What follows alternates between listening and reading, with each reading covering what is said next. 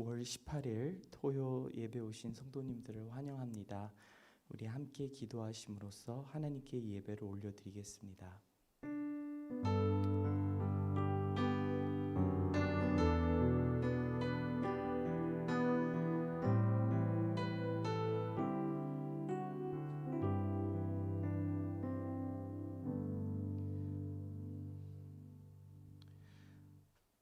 다만 너희는 그의 나라를 구하라. 그리하면 이런 것들을 너희에게 더하시리라. 하나님, 우리에게 먼저 하나님을 구할 수 있는 믿음을 주시니 감사를 드립니다. 이 예배를 통하여 하나님께 모든 것을 맡길 수 있도록 도와주시옵소서. 우리 주 예수님의 이름으로 간절히 기도드리옵나이다. 아멘. 나를 사랑하는 주님, 하나님께 감사하는 마음으로 찬양 올려드리겠습니다. 나를 사랑하는 주님, 나를 위해 죽으시고 부활 승천하시어서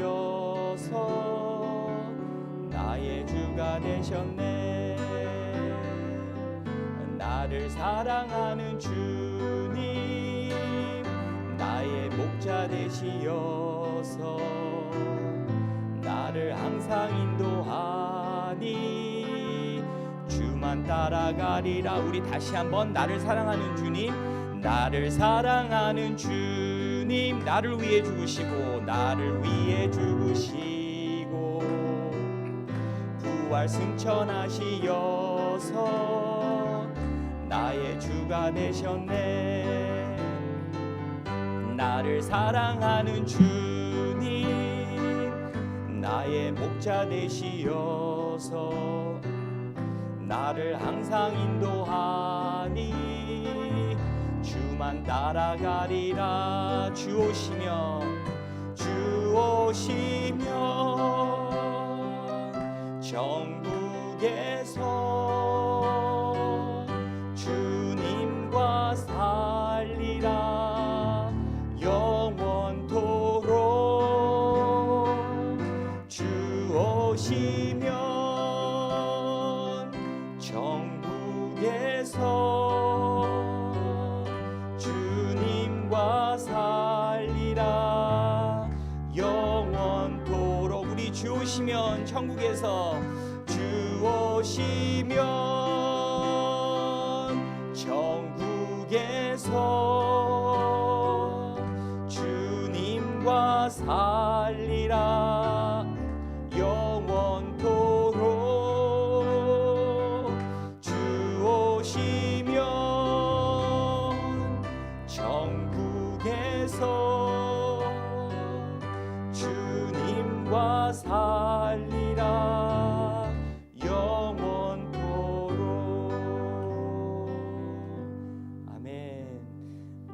찬송가 183장입니다. 빈들의 마른 풀같이 오늘 아침에 우리에게 단비를 내려주십니다. 빈들의 마른 풀같이 시들은 나의 영혼, 주님이 약속한 성령 간절히 기다리네. 가물어 메마른 땅에 단비를 내리시듯 성령의 단비를 부어 새 생명 주옵소서. 반가운 빗소리 들려 사천이 춤을 추네. 봄비로 내리는 성령 내게도 주옵소서. 가물어 메마른 땅에 단비를 내리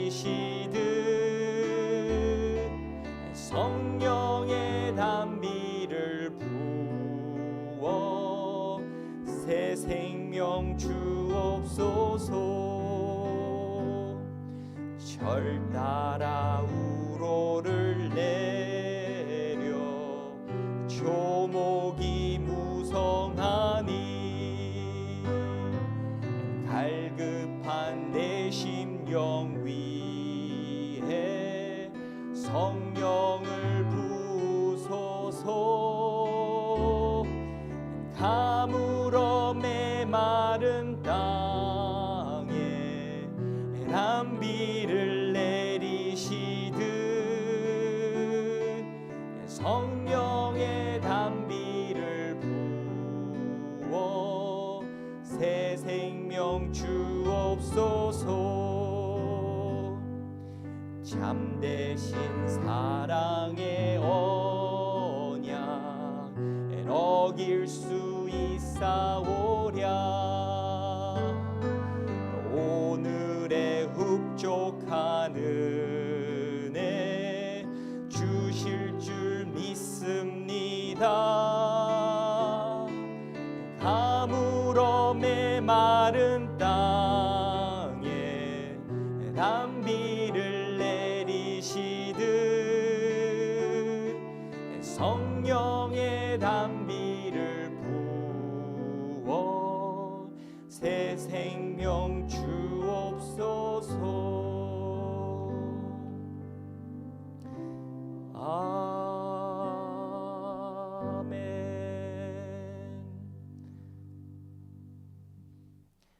함께 기도하시겠습니다. 가을 사역들이 시작되었습니다. 모든 사역들이 안전하게 그리고 은혜 넘치는 모임들이 되어서 하나님이 원하시는 귀한 열매들을 맺게 해달라고 기도하겠습니다. 목자 목녀 수련회가 이번 주일날 있습니다. 수고하시는 목자 목녀님들에게 필요한 격려와 그리고 새 힘을 더 부어 주시옵소서. 앞으로 귀한 섬김을 통해 많은 은혜를 받도록 도와주시옵소서. 많이 어려워하고 계신 우리 이웃들을 위해 기도하시겠습니다. 안 믿는 분들과 건강과 관계와 재정 때문에 힘들어하시는 분들, 그 외에도 많은 걱정 근심에 쌓인 이웃들을 우리가 생각해 보면서 함께 주여 외치고 기도하시겠습니다. 주여! 하나님 아버지 감사합니다. 이렇게 우리에게 귀한 단비를 내려주셔서 하나님 오늘 우리가 큰 위로를 받습니다.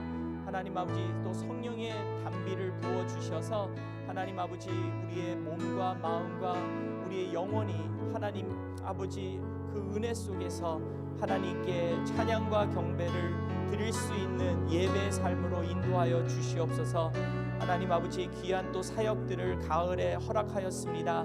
인도하시는 우리 목사님과 그리고 또 하나님 아버지 그 반에 참여하시는 성도님들 큰 은혜 부어주셔서 하나님 아버지 이 계절에 필요한 우리가 필요한 하늘의 단비를 허락하여 주시옵소서. 하나님 우리의 목마름을 하나님 아버지 정말 우리의 갈등을 해소시켜 주시고 하나님 아버지 우리가 주님 안에서 늘 감사가 넘치는 삶으로 인도하여 주시옵소서. 하나님 목자 목녀 수련회를 통하여서 큰 은혜를 부어주시고 하나님 그러한 또 큰 교회도 있지만 그 작은 교회 하나님 아버지 하나님 그러한 귀한 분들을 보내주셨습니다. 하나님 요번에 재충전할 수 있는 시간이 되게 하여 주시고 큰 은혜를 부어주시옵소서. 또 주변에 많이 어려워하시는 분들이 있습니다. 암과 투쟁하시는 분들이 있습니다. 심장에 이제 배터리가 멈추면은 심장이 멈춘다는 그러한 분들도 있습니다. 하나님 그 외에도 재정적으로 그리고 또 부부적으로 또 자녀적으로 어려워하시는 분들이 있습니다.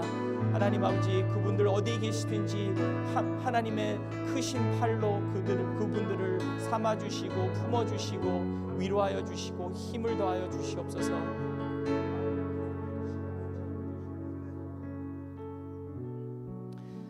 하나님 오늘 우리에게 하나님의 귀한 뜻과 마음을 우리와 나눠주시니 감사를 드립니다. 우리에게 벌써 한없는 복을 주셔서 어느 상황 속에서든지 감사하게 해주시니 감사를 드립니다. 우리가 무엇을 하든지 하나님을 의지하게 하여 주시고 예수님의 사랑이 우리의 삶을 통해 흘러나가 하나님과 만민들에게 우리가 축복이 되게 하여 주시옵소서. 귀한 말씀을 전하시는 주의 종과 듣는 성도님들과 함께하여 주시오며 우리 주 예수님의 이름으로 간절히 기도리옵나이다. 아멘. 오늘 하나님의 말씀은 마태복음 5장 1절에서 12절 말씀입니다. 마태복음 5장 1절에서 12절 말씀 제가 먼저 읽겠습니다.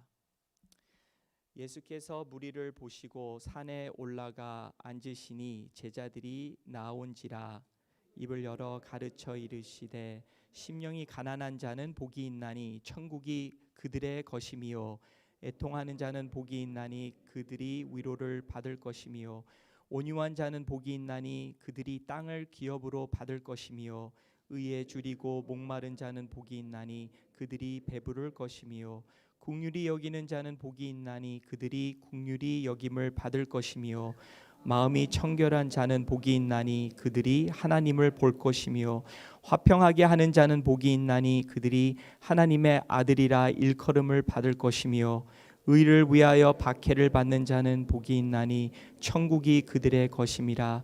나로 말미암아 너희를 욕하고 박해하고 거짓으로 너희를 거슬려 모든 악한 말을 할 때에는 너희에게 복이 있나니 기뻐하고 즐거워하라. 하늘에서 너희의 상이 큼이라.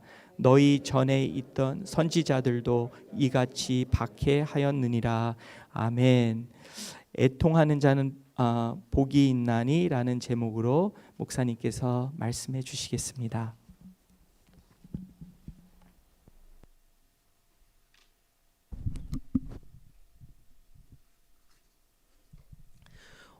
오늘 눈을 딱 뜨는 순간 이게 포틀랜드구나를 느낄 수 있었습니다. 정말 이렇게 비가 오는 거는 저희가 이제 올해 들어서는 처음인 것 같습니다.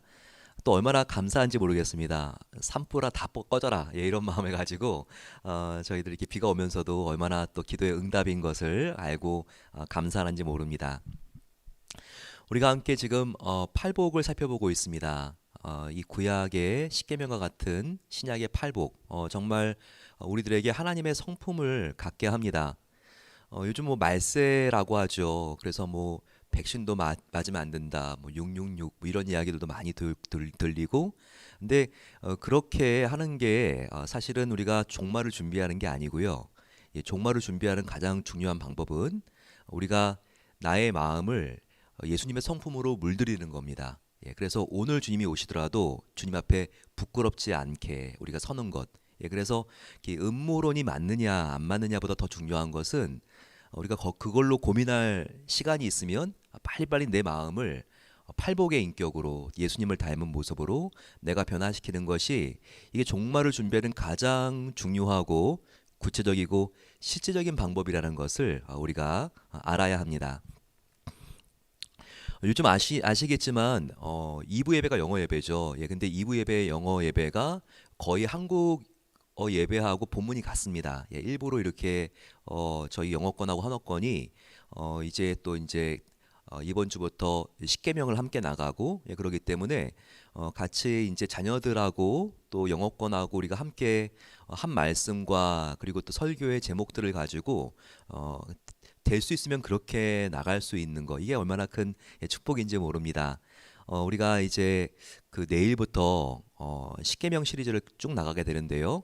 2부 예배 영어 예배부와 함께 십계명을 나갈 때 우리가 이 팔복 시리즈와 같이 한번 연관해 보시면서 우리가 이 신약의 십계명과 같은 팔복을 통해서 우리가 어떻게 변해가야 되는지 이 가을에 깊이 묵상하기를 소망합니다. 인생은 눈물이라고 말할 수 있습니다. 태어나면서 웃고 태어나는 아이 보면 이 아이는 빨리 정신병동으로 옮겨야 되겠죠. 다 울면서 태어나죠. 또 우리가 살면서도 얼마나 많이 웁니까? 그리고 우리가 이 세상을 떠날 때에도 울면서, 또 그분을 바라보면서도 우리가 울면서 떠납니다. 그래서 인생은 시작도 눈물이요, 과정도 눈물이요, 결말도 눈물이다. 예, 그래서 이 눈물이 생소한 단어 같지만 사실은 인생이라는 것을 우리에게 보여주고 있습니다. 예수님께서는 오늘 특별히 애통하는 자는 복이 있나니, 이 눈물을 많이 흘리는 자는 복이 있나니, 이렇게 복된 자의 특징 중에 하나를 우는 자라고 정의를 하셨습니다. 이 세상에는 눈물을 예찬하는 노래와 시와 작품들이 참 많이 있습니다. 그만큼 눈물은 인생에서 정말 중요한 소재가 됩니다. 그리고 흥미와 공감을 자아내는 그런 매체도 바로 이 눈물입니다.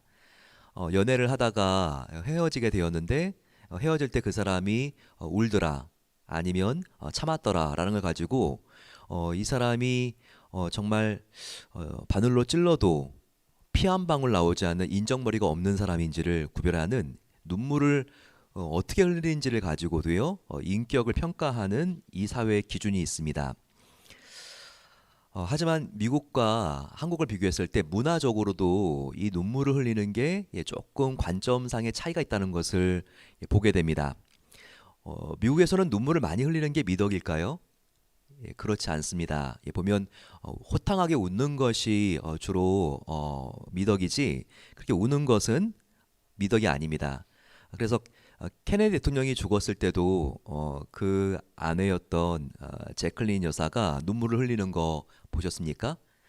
정말 눈가에 이슬같이 조금 맺혀져 있는 그 눈물을 손수건을 꺼내가지고 그때그때마다 이렇게 닦는 모습들, 이런 것들이 사실 많은 사람들에게 회자가 되면서 평가를 받죠. 야, 외모답게 우는 것도 참 우아하게 웃더라. 슬픈데도 참 잘 참았다. 이런 것들이 반세기가 지났는데도 지금도 많은 사람들에게 또 이야기가 돌고 회자가 됩니다. 하지만 이에 비해서 한국 사람의 눈물은 어떨까요? 한이 많기 때문에 한국 사람들은 통곡하는 눈물입니다. 참다가 울기 시작하면 우리가 울어도 펑펑 울었다 그러죠. 하늘에 한방눈이 펑펑 내리는데 그렇게 울어버려야지 이게 울었다라는 이야기를 듣죠.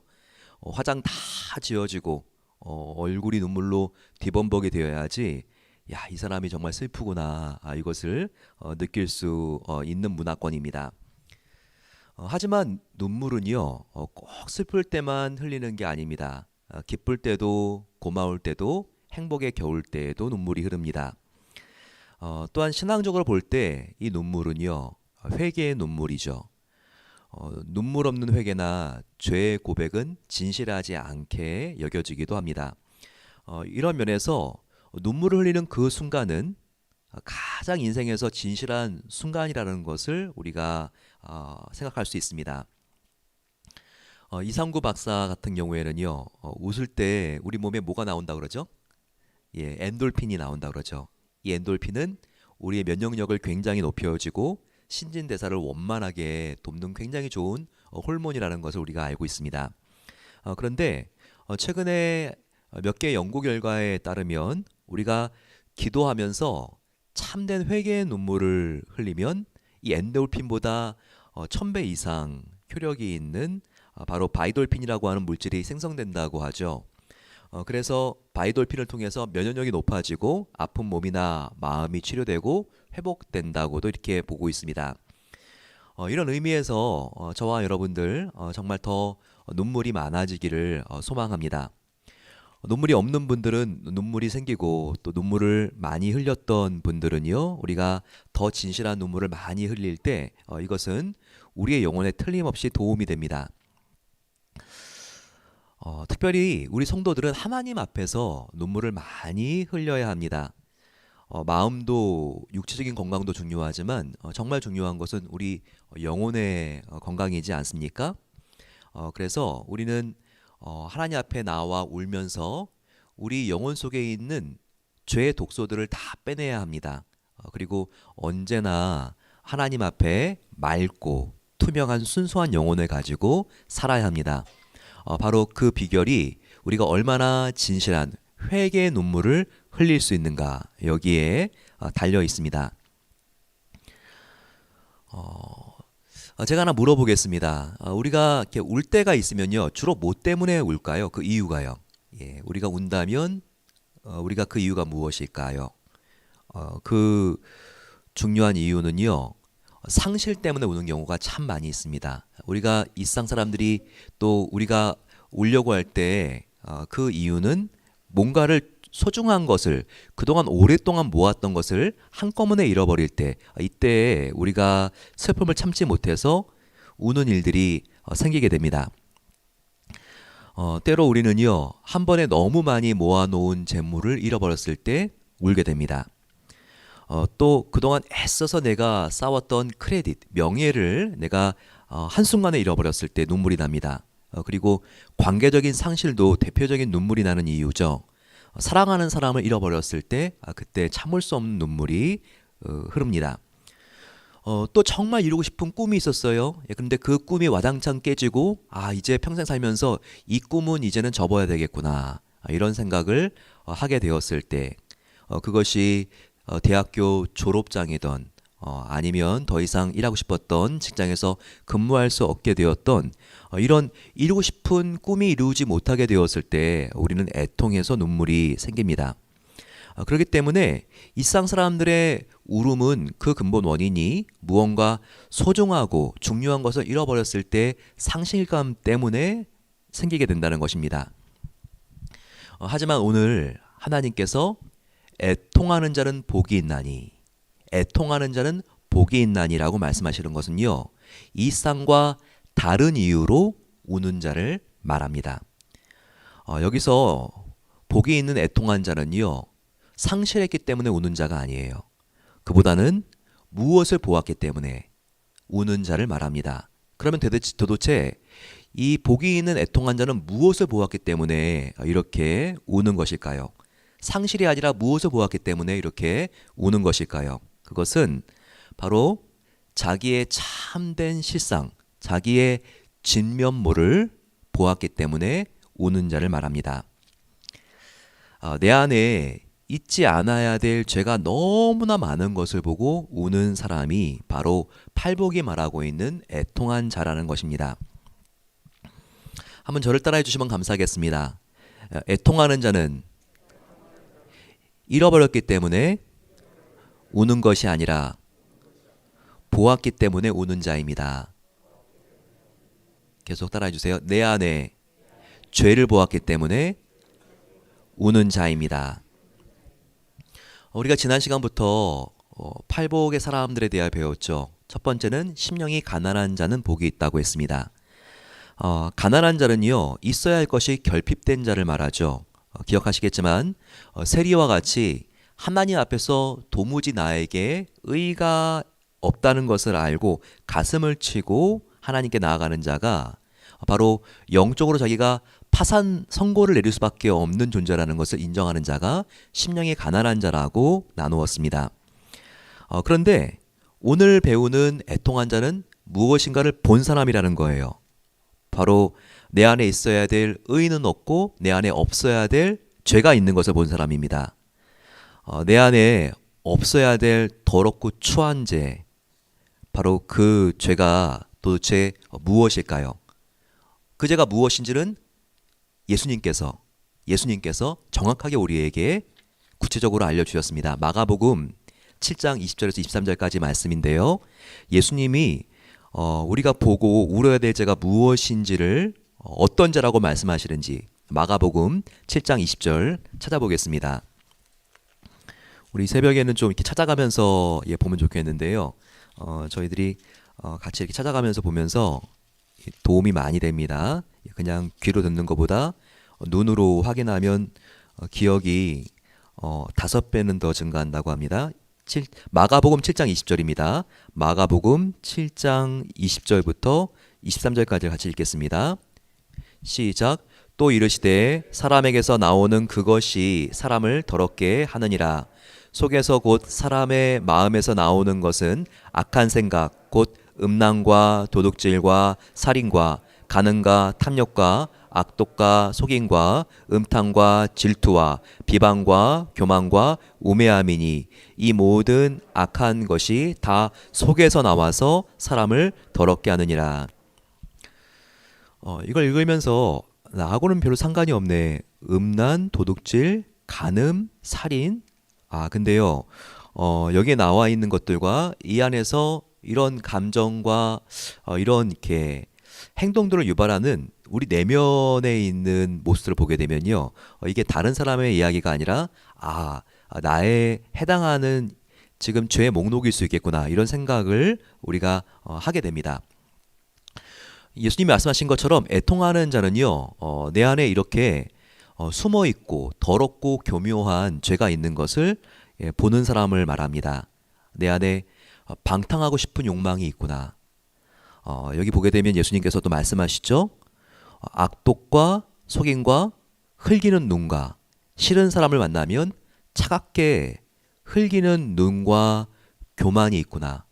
여기도 보게 되면 광패가 있다고 했는데 광패는 뭡니까? 이 광패는요, 잘못을 인정하지 않는 고집스러운 뻔뻔함을 광패라고 말합니다. 이것을 내 안에 있다고 본 사람, 바로 그것이 내 마음속에 너무나 애통한 마음이 되어서 하나님 앞에 하나님 내가 왜 이렇습니까? 이렇게 우는 사람은요, 바로 그 사람이 복이 있는 사람이다. 바로 그 사람이 복이 있는 사람이다. 이렇게 예수님께서 말씀하신 것입니다.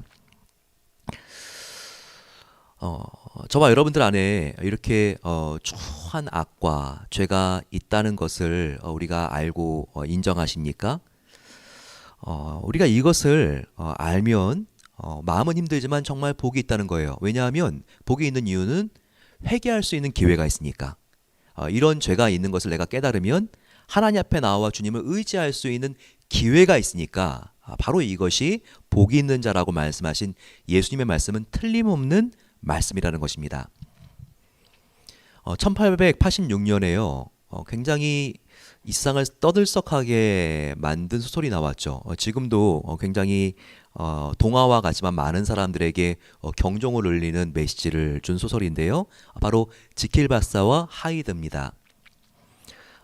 이 동화 같은 소설은요, 인간에게 얼마나 지독한 숨겨진 동정 같은 양면성이 있는가를 우리에게 교훈적으로 보여주죠. 스토리가 어떻습니까? 학식과 덕망이 있는 학자며 교수 지킬 박사가 있습니다. 이 지킬 박사는요, 인간의 이중성을 분리해낼 수 있는 신약을 개발하죠. 그리고 그 실험을 위해서 자기가 그 약을 먹습니다. 그렇기 때문에 이 하이드는요, 낮에는 그렇게 덕망이 있는 교수, 많은 사람들에게 자선을 베푸는 지성인이죠. 하지만 이 약을 먹고 밤만 되면 바로 가장 추악하고 그렇게 무서울 수가 없는 괴물인 하이드로 변한 것입니다. 이 작가가요, 그 괴물의 이름을 하이드라고 지은 데에도 이유가 있다고 하죠. 바로 숨기다가 하이드 아닙니까? 이것처럼 이 작가 스티븐스는요, 모든 인간, 예외 없이 모든 인간의 내면에는 누구나 하이드와 같은 괴물적인 모습이 숨어 있다는 것을 강조하기 위해서 바로 그의 이름을 하이드라고 지었다고 이렇게 밝히고 있습니다. 그런데 어느 날 이 지킬 박사는요, 약을 복용한 다음에 괴물로 변한 자기의 모습을 거울로 본 다음에 으악 하고 놀라죠. 자고 있는 분들이 계셔가지고 제가 좀 이렇게 깨워드리려고 이렇게 큰 경악하는 소리를 질렀는데요. 애통하는 자는 누구입니까? 지킬 박사와 같이 자기의 죄악을 보고요, 으악 하고 경악을 지르는 자가 바로 애통하는 자라는 거예요. 살면서 한 번쯤 자기 안에 있는 숨겨진 죄악을 발견하고요, 으악 하고 소리를 질러 보신 적이 있습니까? 정말 으악 하고 하나님께 서러워서 가슴을 치면서 나는 왜 그렇습니까? 라고 회개의 눈물을 흘리신 적이 있습니까? 그렇다면 정말 그 사람은 하나님 앞에서 복되다 칭찬받는 사람이라는 것입니다. 하나님, 왜 저에게는 이렇게 남뿐만 아니라 내 자신을 속이고 회피하려는 경향이 많은가요? 나는 왜 이렇게 일을 할 때마다 짜증과 화가 많은가요? 왜 저는 이렇게 남이 잘 되는 것을 보게 되면 내 마음이 이렇게 힘들고 시기심이 날까요? 왜 저는 이렇게 위선적일까요?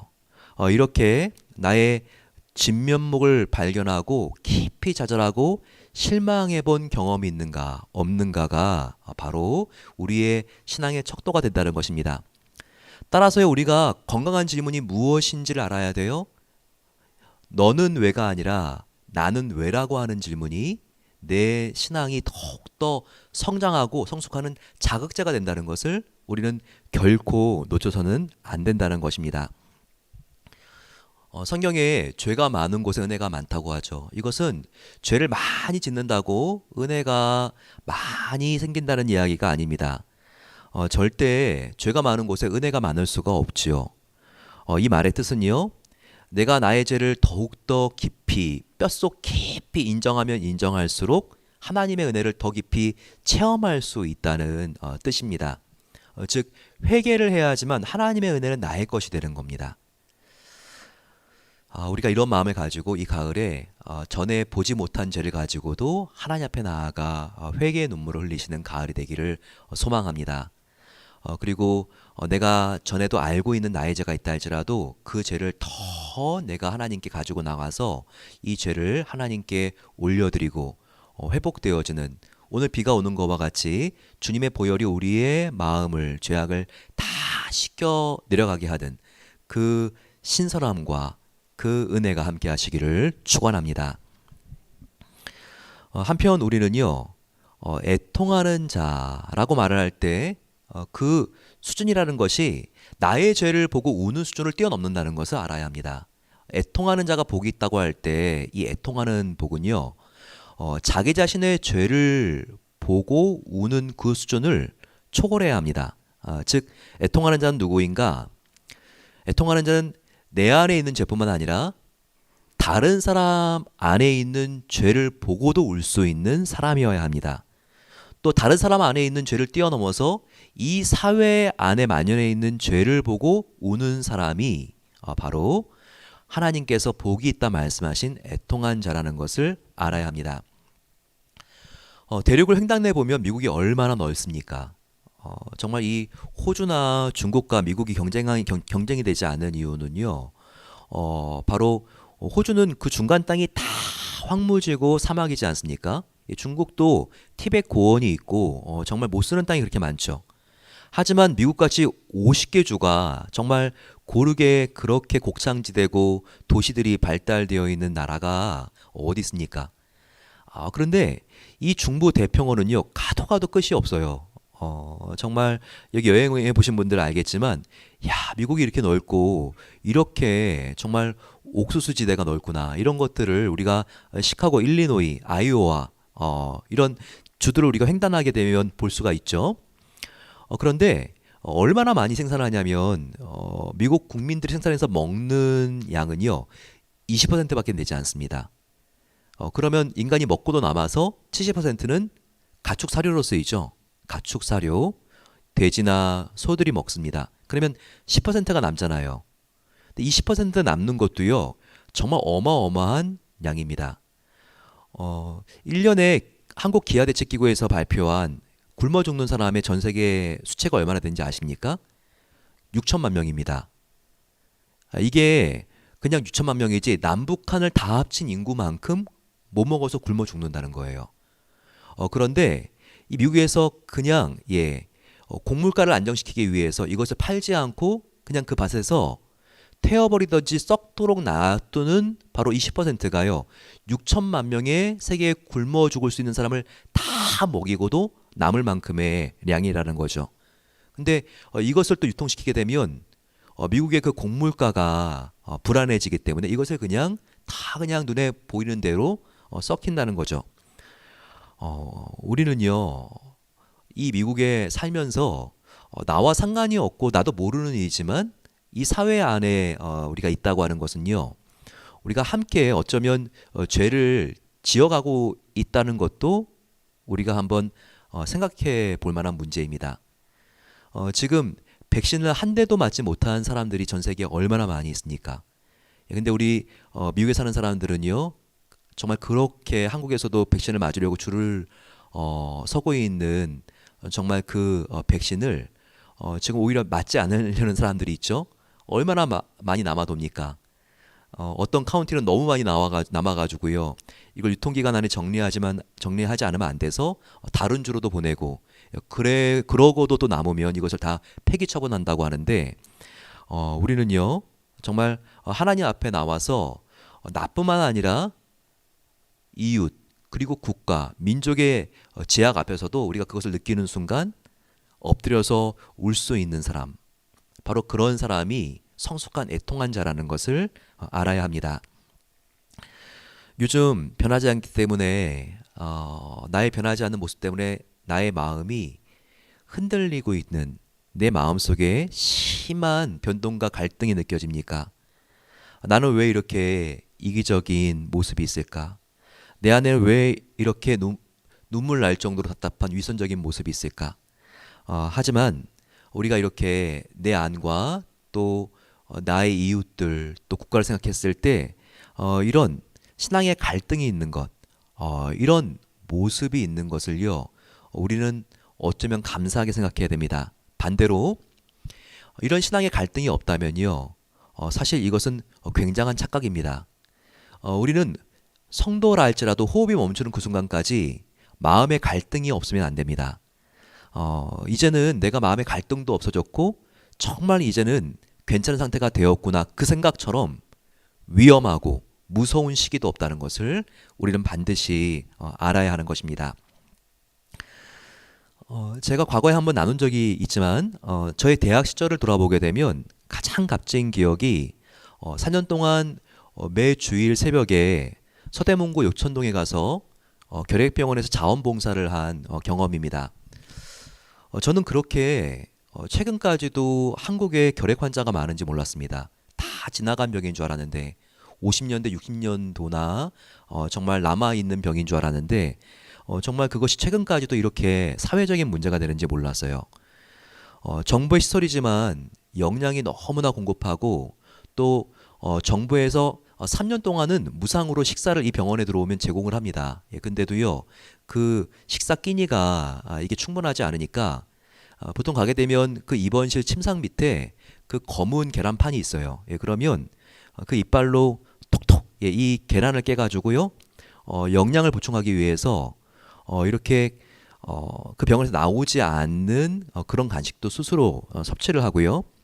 3년이 지나도 병이 고쳐지지 않으면 그래도 그 병원 가까이 있어야지 뭔가 응급치료를 받을 수 있으니까 병원 뒤에 있는 그런 결핵 환자촌으로 다 올라갑니다. 판자촌이죠. 거기에 정말 수백 명이 정말 천막을 쳐놓고 살고 있는 거예요. 저는 매일 그러니까 주일날 매 주일 새벽에 여기에 올라가 가지고 이분들에게 찬양을 드리고 같이 예배를 드리는 그런 이렇게 서클에 있었습니다. 근데 1학년 때부터 4학년 때까지 했는데 이 서클에 정말 형들 누나들 보게 되면 너무나 묵뚝뚝하고 겉으로는 친절하지 않아요. 처음 만났을 때 뭐 이렇게 매너가 없는 사람들이 있는가 싶었습니다. 그런데 그분들과 함께 첫날 이 결핵 환자촌과 병원을 돌아왔는데요, 너무나 깜짝 놀랄 일들이 생겼습니다. 정말 여기저기서 기침하면서 결핵 환자들이 나오는 거예요. 간염을 우려하기 때문에 간호사들도 장갑과 마스크를 끼면서 그들을 대합니다. 하지만 이 서클의 선배들은 달랐어요. 겉으로는 그렇게 무덤덤한 사람들이 정말 따뜻한 미소를 지으면서 한 명 한 명의 결핵 환자들을 마스크도 끼지 않고 만져주시고 또 꼭 안아주시고 또 준비한 간식을 나누고 예배를 봐드리는 것이었습니다. 첫날 그들을 피하는 저의 모습, 그분들이 제가 새로 왔다고 한 발 다가오면 저는 한 발 물러나는 모습을 봤습니다. 정말 저의 위선을 본 거죠. 선배들보다 이 사회에서는 훨씬 더 밝게 또 예절 있게 매너 있게 제가 행동하고 있었지만 사실 선배들 안에 있었던 사랑이 저에게는 없는 것을 느꼈습니다. 거칠고 매너 없는 선배들에게 있었던 그 예수님의 사랑이 솔직히 저에게 없었습니다. 저의 진면목을 본 거죠. 정말 나의 진정한 신앙을 반영하고 있는 성적표를 받아들고 제가 그날 집으로 온 다음에 정말 하나님 앞에 제가 펑펑 울었습니다. 집에 돌아와서 내 신앙은 이제까지 빈 껍질이었다는 것을 고백하면서 울고 또 울었습니다.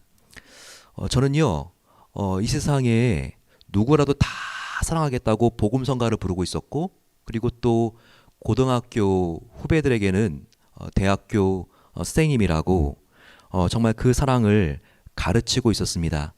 하지만 너무나 저의 말과 저의 행동이 다른 것을 보면서 제 자신이 한심해서 울고 또 울었습니다. 하지만 이렇게 저의 인격의 신앙의 가장 밑바닥을 한번 발견한 이 경험은요, 지금까지도 천금과 바꿀 수 없는 가장 소중한 경험과 재산이 되었습니다.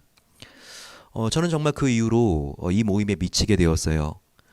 선배들 밑에서 머슴처럼 일하면서 환자들을 섬겼습니다. 그러면서 저는 점차적으로 하나님이 보다 기뻐하시는 신자로 변해갔습니다. 신학교가 저를 신자로 만들어주지 못했어요. 결핵촌에서 저의 위선을 발견한 것이 저를 진정한 신자로 변화시키고 있었습니다.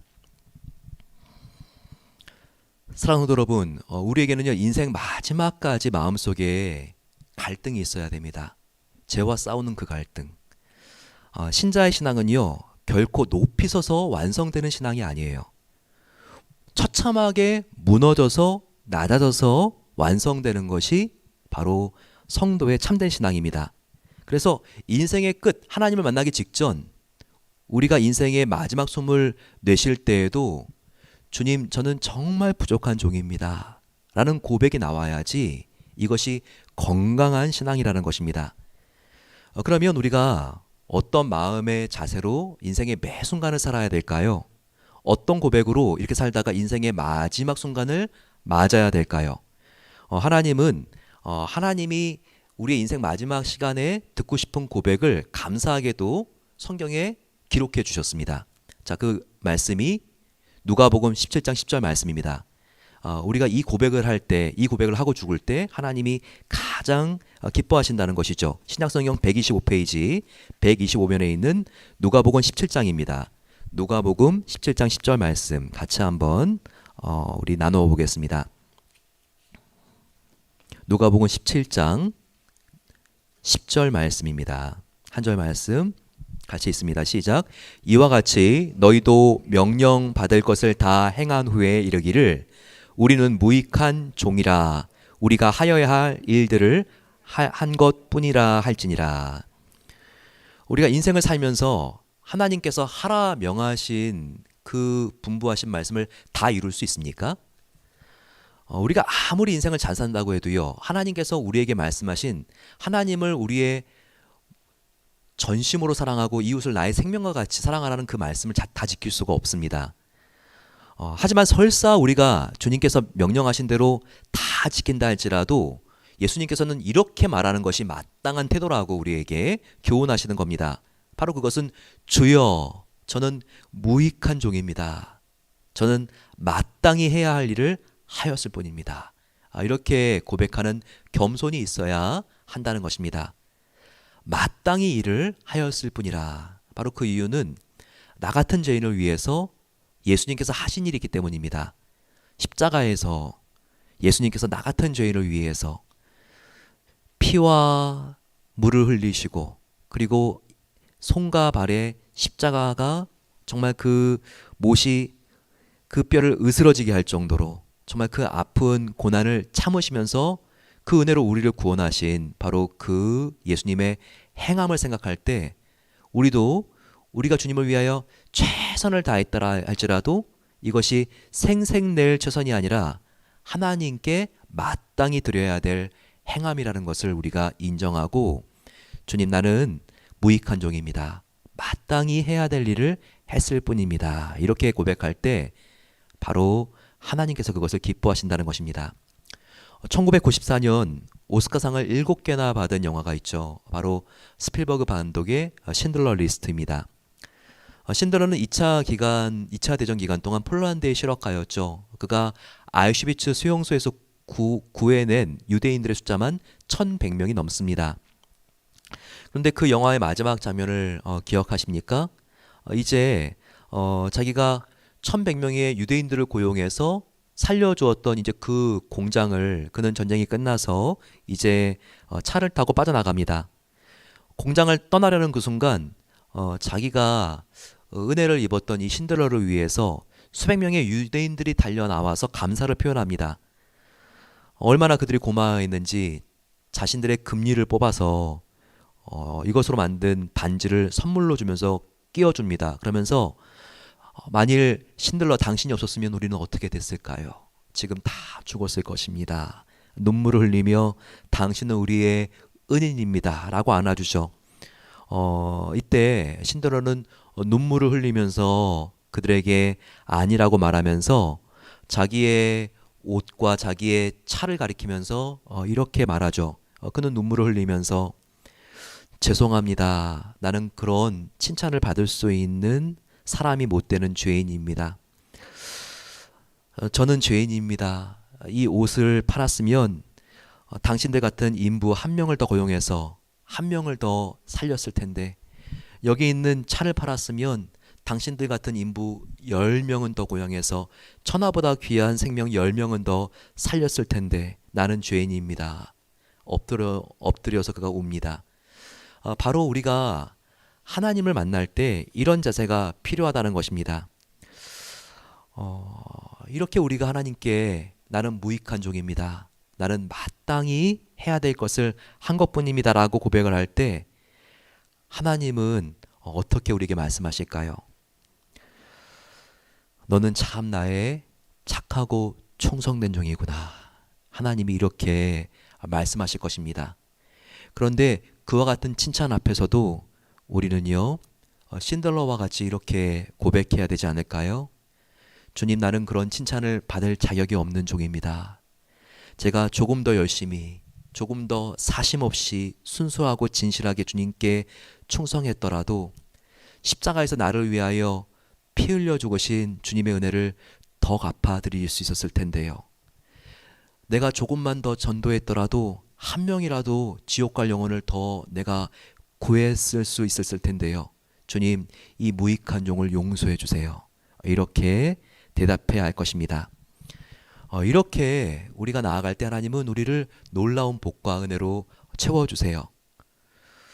제가 무엇을 했습니까? 저는 무익한 종입니다. 고백할 때 하나님은 말씀하십니다. 사랑하는 내 딸아, 사랑하는 내 아들아, 나를 위해서 너가 정말 애써줘서 고맙구나. 너가 가장 작은 자에게 한 것이 바로 나 예수에게 한 것이란다. 이렇게 위로해 주실 것입니다. 이번 가을에 우리가 우리의 신앙의 수준을 한층 더 업그레이드하면 좋을 것 같습니다. 꼭 무엇을 잃어야지 우는 자가 되지 않았으면 좋겠어요. 이제는 내 속에 있는 죄를 보고 우는 자가 되었으면 좋겠습니다. 그리고 나아가 다른 사람의 죄, 또 이 사회의 죄를 보면서 우는 자가 되었으면 좋겠습니다. 그래서 베델교회는요 참 웃는 사람들이 많아. 이것도 좋은 소문이지만 더 좋은 소문이 났으면 좋겠습니다. 베델교회는 정말 우는 사람들이 많아요. 정말 베델교회는 일상 사람들과 다른 이유로 우는 사람들이 그렇게 많아요. 잃어버려서 상실해서 우는 것이 아니라 자기의 죄를 보고 또 사회와 민족의 죄를 보고 우는 사람들이 많은 교회예요. 이런 교회가 정말 하나님의 마음을 기쁘시게 하는 교회가 아니겠습니까? 이런 교회가 사회의 저변에 있는 사람들이 돌아보지 않는 사람들도 품을 수 있는 교회가 아니겠습니까? 이렇게 이번 가을을 우리 모두 젖은 심령으로 살아갈 수 있도록 은혜를 주시옵소서. 이런 마음으로 나아가 하나님의 기쁨이 되는 삶을 함께 살게 되기를 소망합니다. 우리 같이 찬양하며 나아가겠습니다. 마음이 상한 자를 고치시는 주님, 마음이 상한 자에게 눈물이 있습니다. 그런데 뭔가 우리가 잃어버려서 건강과 지위를 잃어버려서 마음이 상한 것이 아니라 내 안에 없어야 될 죄가 있고 있어야 될 하나님께서 기뻐하시는 의가 없기 때문에 마음이 상한 자, 바로 그것이 하나님께서 기뻐하시는 자입니다. 마음이 상한 자를 고치시는 주님, 나를 주관하시고 나를 성령의 기름 부으사 나를 치유해 주시옵소서. 같이 우리 찬양하며 나아가겠습니다.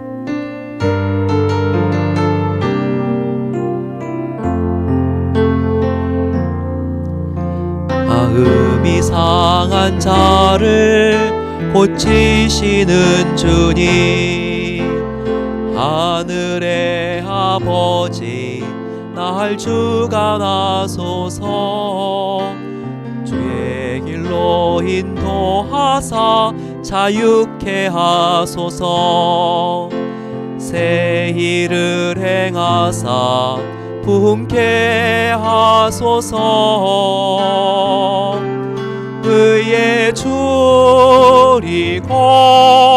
목이 마르니 성령의 기름 부으소서. 의에 줄이고 목이 마르니 내 잔을 채워 주소서. 성령으로 채우사 주 보게 하소서. 주의 임재 속에 은혜 알게 하소서. 주 뜻대로 살아가리 세상 끝날까지. 나를 빚으시고 새날 열어주소서. 의에 줄이고 목이 마르니 성령의 기름 부으소서. 의에 줄이고 목이 마르니 내 잔을 채워 주소서. 우리 함께 기도하겠습니다. 하나님, 나의 마음속에 있는 잔이 있습니다. 이 잔을 나의 의로 이 세상의 자랑으로 채우는 것이 아니라 아버지 하나님, 정말 마음이 상한 자를 고치시는 하나님의 은혜로 채워지기를 소망합니다. 하나님, 아버지 하나님께서 함께 해주셔서 내가 주님 이런 것 때문에 슬퍼하고 눈물을 흘리는 것이 아니라 내 안에 정말 있어야 될 하나님의 의는 없고 내 안에 없어야 될 하나님의 죄를 바라보면서 우리가 울 수 있는 그 은혜로 허락해 주시옵소서. 같이 우리 이런 바람을 가지고 주여 함께 간절히 하나님께 부르짖으면서 기도하겠습니다. 주여 아버지, 은혜를 주시기를 원합니다. 심령이 가난한 자, 아버지 애통하는 자, 주님 이것을 우리가 정말 배우고 아버지 날마다 하나님 앞에 나아가기를 소망합니다. 하나님 앞에 정말 우리의 가정을 대표해서 우는 자가 되길 소망합니다. 우리 교회를 대표해서 우는 자가 되길 소망합니다. 우리 민족을 대표해서 우는 자가 되길 원합니다. 아버지, 남이 불쌍해서 우는 자가 아니라 내가 불쌍해서 우는 자가 되길 소망합니다. 하나님 앞에 주님, 내가 얼마나 연약한 부분들이 있는지 아버지 하나님, 정말 내가 아버지 사람들을 판단하는 것이 아니라 나를 판단하신 하나님 앞에서 아버지 내가 정말 무조건적으로 용서받은 죄인이라는 것을 감사해서 우는 자가 되길 소망합니다. 아버지, 우리를 변화시켜 주셔서 하나님 더욱더 겸손의 사람, 진실의 사람, 아버지 회개의 눈물을 흘리는 사람으로 변화시켜 주시기를 기도합니다. 그렇게 되어서 아버지 나의 죄를 끌어안고 나가고 아버지 내가 주님의 성품으로 변화되어서 아버지 내가 정말 작은 예수로서의 삶을 살아갈 수 있도록 도와주시옵소서. 아버지, 내가 죄에 대하여 죽고 예수님의 의와 예수님의 성품에 대하여 다시 한번 부활할 수 있는 은혜를 하나님께서 더하여 주시옵소서. 주님 감사합니다. 은혜로우신 아버지 하나님, 오늘 복 있는 사람의 두 번째 특징, 애통하는 자를 함께 배웠습니다. 이 세상에서 웃을 일 많은 것도 감사한 일이지만 나의 죄를 바라보면서 또한 우리가 울게 된다면 그것은 더 감사한 일인 것을 알게 하옵소서.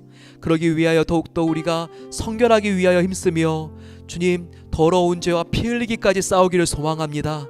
더욱더 우리가 주님 앞에 겸손하게 나아감으로 하나님 나는 죄인이로소이다 고백한 이사 선지자와 같이 주님 나는 죄인입니다 나를 떠나소서 고백한 정말 베드로와 같이 오라 나는 공고한 자로다 고백한 사도 바울과 같이 날마다 하나님 앞에 주님 죄를 올려드리고 죄의 용서와 하나님의 놀라운 은혜를 체험하는 아버지 놀라운 가을 될 수 있도록 은혜를 베푸시옵소서.